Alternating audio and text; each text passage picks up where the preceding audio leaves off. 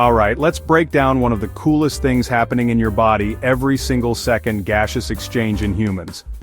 You probably know it as breathing, but what's actually going on is way more fascinating. Let's walk through it step by step, and I promise, by the end you'll never think about your next yawn the same way again. So first things first, when I inhale, air rushes through my mouth or nose, slides down the trachea, and heads into my lungs. Two squishy balloons, right? But inside things get way more complex. My lungs branch out like an upside-down tree, ending in these tiny air sacs called alveoli. Imagine millions of microscopic grapes bunched together.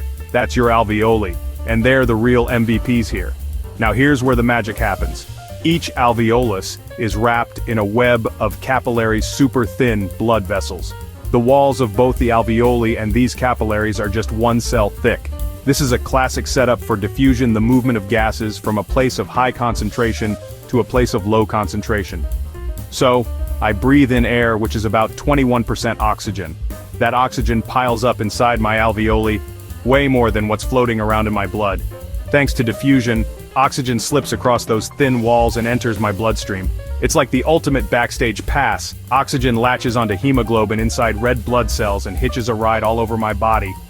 But wait, what about carbon dioxide? That's the waste gas my cells make as they burn fuel for energy.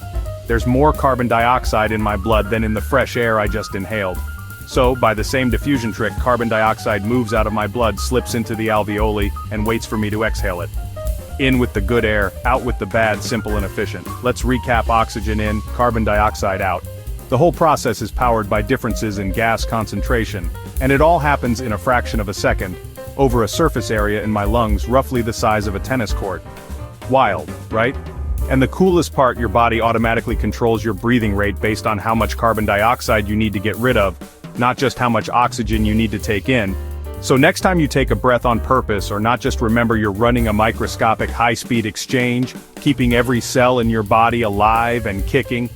Science, honestly, doesn't get much cooler than that. Thanks for hanging out. If you found this breakdown helpful, hit that like button and stay curious.